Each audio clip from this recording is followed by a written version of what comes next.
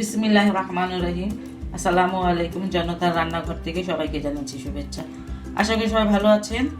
আজকে যে রেসিপিটি করব সেটা হচ্ছে আমি চটপটি করব। সেই জন্য এখানে আমি আধা কেজি ডাবলি নিয়ে নিয়েছি। এটা আমি ওভারনাইট ভিজিয়ে রেখেছিলাম। দেখেন ফুলে ফুলে আধা কেজি 1 কেজি হয়ে গেছে। বিশাল বড় বড় একটা হয়ে গেছে, কি সুন্দর দেখতে দেখা যাচ্ছে। এগুলোকে আমি পানি দিয়ে সিদ্ধ দেব।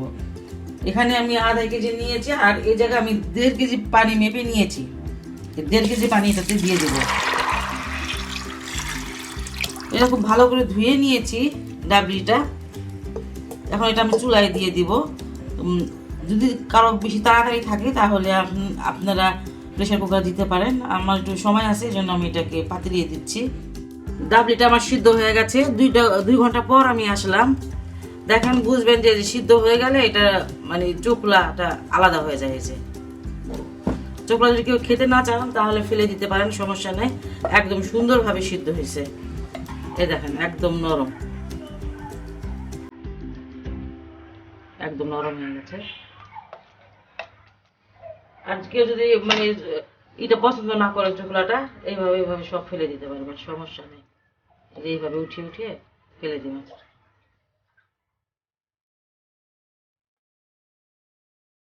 আমি এখন মশলাটা বানিয়ে নিব। কয়েকটা মরিচ দিলাম, এটা ভেজে নিব সুন্দরভাবে।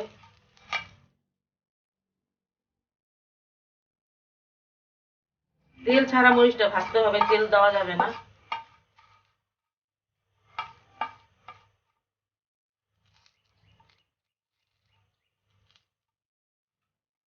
মরিচটা ভাজা হয়ে গেল আমার। এর থেকে বেশি ভাজবো না, বেশি ভাজলে তিতা হয়ে যাবে। এটা আমি এখন নামিয়ে নিচ্ছি।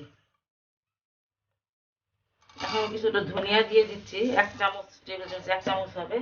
আর জিরাটা দিয়ে দিচ্ছি, সেটাও 1 চামচ দিব, টেবিল চামচের, মানে ছোট চামচের 2 চামচ।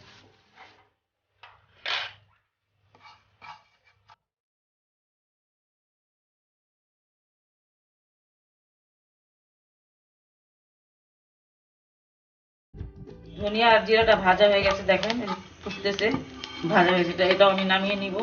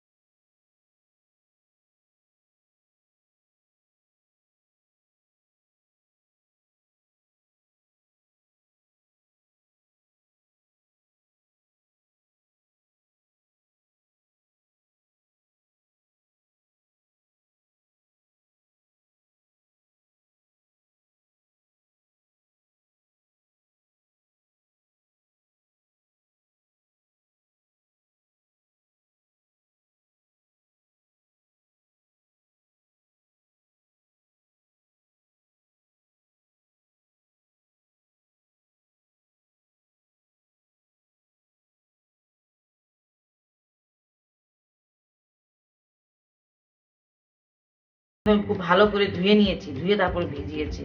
কারণ বাইরে তেঁতুল তো, অনেক সময় ময়লা টয়লা থাকে। বীজগুলো ফেলে তারপর ছেঁকে নেবেন ভালোভাবে।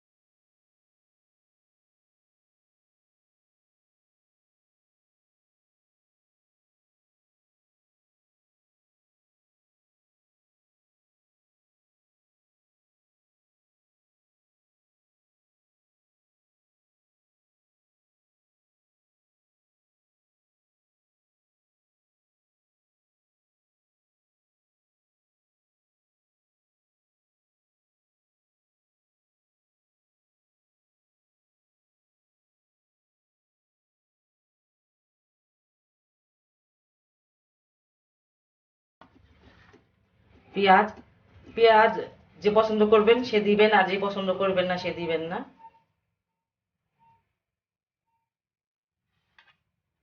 ধনে পাতাটাও একই অবস্থা, অনেকে ধনে পাতা পছন্দ করেন, আবার অনেকে করেন না। যারা না করেন তারা দিবেন না, যারা করবেন তারা দিবেন অবশ্যই। আর ফুচকা না দিলে তো মনে হয় চটপটিটা হইলই না ঠিকভাবে। এই ফুচকাগুলো দিয়ে দিচ্ছি আমি। ফুচকা না দিলে চটপটির টেস্টটা আসে না।